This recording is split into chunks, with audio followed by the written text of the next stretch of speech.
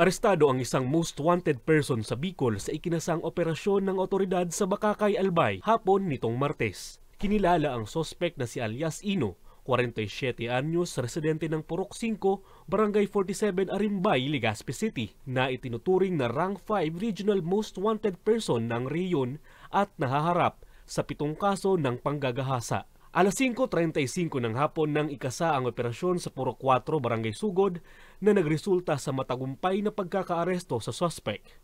Actually, yung pagkakadakip natin dito ay matagal na natin na surveillance dahil rank number 5 po siya dito sa Bicol region. Nakapiit na ngayon sa Legazpi City Police Station ang suspect.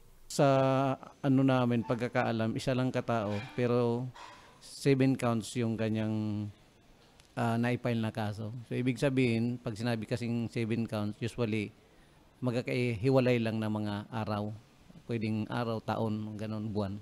Kaya 7 counts of rape na kanya, sa kanya na isampa. Samantala, batay sa datos ng PNP Bicol, 48 kaso ng panggagahasa ang naitala nila noong buwan ng Enero sa buong rehiyon. Patuloy naman umano ang pagsusumikap ng PNP na mabigyan ng hustisya ang mga biktima at mapanagot sa batas ang mga sospek. Para sa mga balitang tatak Bicol, John Lopez.